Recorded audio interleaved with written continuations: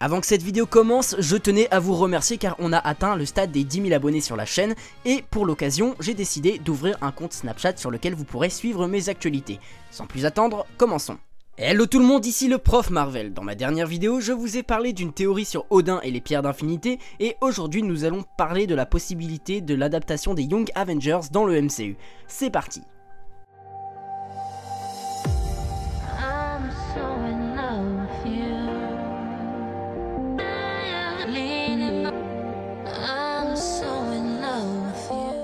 Suite à ma vidéo sur mes prédictions pour la phase 4 du MCU, j'avais promis d'en réaliser une pour expliquer pourquoi d'après moi il serait possible qu'un film sur les Young Avengers voit le jour. Bien évidemment, je tiens à rappeler qu'il ne s'agit que de spéculation, mais on va aborder ça ensemble. Avant de commencer, petite piqûre de rappel, qui sont les Young Avengers? Eh bien, comme leur nom l'indique, il s'agit d'une équipe d'Avengers composée de versions adolescentes des héros qu'on connaît déjà. L'équipe est apparue dans les comics pour la première fois en 2005 suite à l'événement Avengers Disassembled et elle était composée principalement de Iron Lad, qui est une version plus jeune de Kang, un ennemi des Avengers. Il y a Patriot, le petit-fils du premier Captain America noir, Hulking, qui n'a absolument rien à voir avec Hulk, et Asgardien qui changera son pseudonyme en Wiccan, qui est du coup un des enfants de la sorcière rouge et de Vision. L'équipe va compter d'autres membres qui les rejoindront plus tard, comme Speed, le deuxième enfant de la sorcière rouge et de Vision, qui est donc le frère jumeau de Wiccan et qui est une version plus jeune de Vif d'Argent. On a la Vision 2 qui est une fusion de la mémoire du premier Vision et de l'armure d'Iron Lad. Il y a Kate Bishop qui est un mix entre Hawkeye et Mockingbird. Et enfin on a Stature qui est, vous la connaissez, Cassie Lang, la fille de Scott Lang. Et là vous pouvez apercevoir quelques-uns des arguments que je vais avancer. Juste avant de commencer, j'insiste là-dessus, je ne m'informe pas des rumeurs et des leaks concernant Avengers 4. Donc si jamais il y a des leaks qui contredisent mes arguments, je ne veux rien savoir et pensez à tous ceux qui ne veulent pas être spoilés. À la limite, vous pouvez me dire, il y a un leak qui contredit cet argument-là, mais c'est tout. S'il faut, je bloquerai la section commentaires si jamais ça spoil, comme ça, affaire réglée. Après, je sais, moi aussi, je vais spoiler parce que malheureusement, je suis tombé sur certaines photos, certains leaks, sans trop essayer d'en voir non plus, donc je vais me servir du peu que je sais pour m'aider. Du coup, quels arguments avons-nous pour les Young Avengers? Penchons-nous d'abord sur ce qui a été dit officiellement. Officiellement, il n'y a rien d'annoncé, mais le média Screen Rant a interrogé Kevin Feige, le patron de Marvel Studios, quant à la possibilité d'une adaptation des Young Avengers après la phase 3, et il a répondu, et je cite, « C'est un de ces projets possibles pour le post-Avengers 4 ». Donc déjà, là, on sait que si Feige a dit que c'était un projet possible, c'est qu'il s'est déjà penché dessus, il a déjà envisagé l'idée, donc cette réponse, même si elle ne confirme rien, est plutôt positive. Ensuite, les frères Russo, qui sont pour rappel les réalisateurs des deux derniers opus de Captain America et d'Avengers Infinity War, se sont dit intéressés par un film Young Avengers. Donc là, on a un peu le combo parfait, c'est-à-dire que le patron de Marvel Studios qui dit que c'est possible, des réalisateurs tout trouvés, et aussi, d'après les rumeurs, une actrice pour camper le rôle.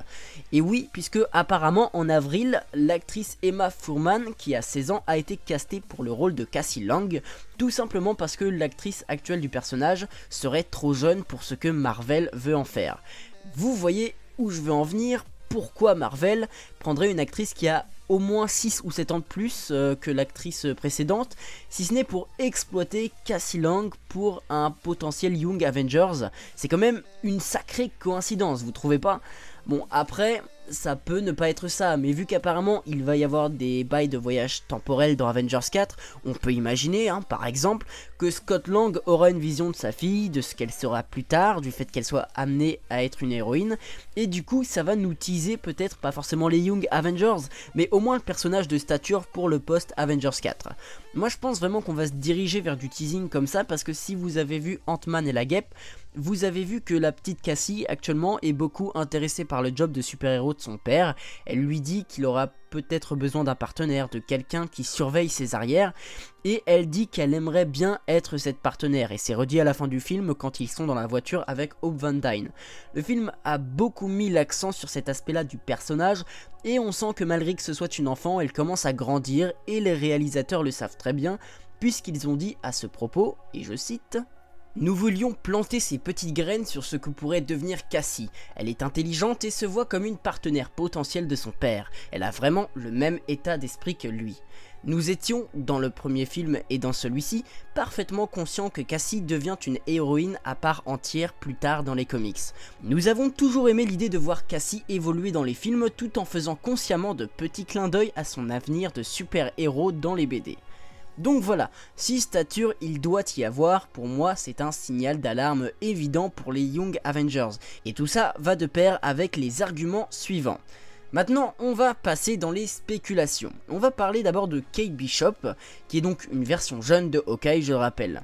Dans les comics, elle prend l'arc, les flèches et l'identité de Hawkeye après que ce dernier soit revenu à la vie et qu'il ait décidé de prendre le pseudonyme de Ronin. Et si vous avez vu ma vidéo de mes théories sur Avengers 4 et que vous avez eu vent des rumeurs concernant Hawkeye, il y a une porte ouverte. La rumeur, c'est que dans le MCU, Hawkeye s'apprêterait à devenir Ronin, et c'est sûrement directement lié aux accords de Sokovie, au fait qu'il soit un hors-la-loi, etc., etc. Dans ma théorie, j'avais dit qu'à cause des accords, Clint Barton ne pouvait plus agir sous l'identité de Hawkeye, mais que sous l'identité de Ronin, il pourrait, vu que ça serait un moyen pour lui de se cacher. Donc si Clint Barton n'est plus Hawkeye, ça laisse la place toute chaude pour Kate Bishop. Passons à Vision 2, eh bien vous avez vu Avengers Infinity War et j'avais émis une théorie concernant Vision, j'avais dit qu'il serait reconstruit par le trio Shuri, Stark, Banner parce que ce sont 3 scientifiques de génie et qu'ils ont déjà bidouillé Vision tous au moins une fois. Sauf que dans ma théorie, je ne parlais pas de Vision 2 mais d'une version du personnage dénué d'émotion, le Vision gris. Eh bien, au lieu d'avoir ce Vision gris, pourquoi ne pas avoir un Vision 2 qui serait plus jeune que sa première version et qui du coup ouvrirait la voie pour former l'équipe des Young Avengers sous la supervision des anciens Vengeurs qui seront encore en vie après Avengers 4 par exemple. Parlons ensuite de Speed et Wiccan, les enfants jumeaux de la Sorcière Rouge et de Vision. Et bah vous l'avez vu dans le MCU, entre la Sorcière Rouge et Vision, ça colle plutôt bien, on va pas se mentir. Est-ce que vous voyez où je veux en venir ? Eh bien oui, moi je pense que ça arrivera et c'est encore plus intéressant et possible quand on sait que Marvel Studios a recherché des jumeaux pour le casting d'Avengers 4. Bon alors après, vu qu'il y aura Vif d'Argent dans le film, ça je me le suis fait spoiler même si c'était dans le casting officiel, ça se trouve les jumeaux ont juste été castés pour jouer la Sorcière Rouge et Vif d'Argent quand ils étaient plus jeunes et du coup ils auraient été engagés pour jouer dans un flashback. Mais voilà, dans tous les cas, il y a une possibilité aussi pour Speed et Wiccan. Ensuite pour Iron Lad, là c'est compliqué mais on a une possibilité toute petite. C'est une version plus jeune de Kang et là vous allez me dire oui mais les droits cinématographiques de Kang appartiennent à la Fox.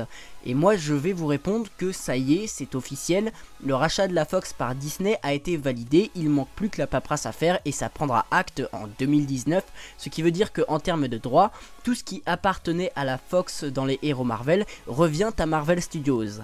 Donc si Marvel Studios veut se servir de Kang et donc d'une version plus jeune de lui, la voie est totalement ouverte et le post Avengers 4 ça sera en 2020, donc l'acte aura déjà pris cours depuis un an.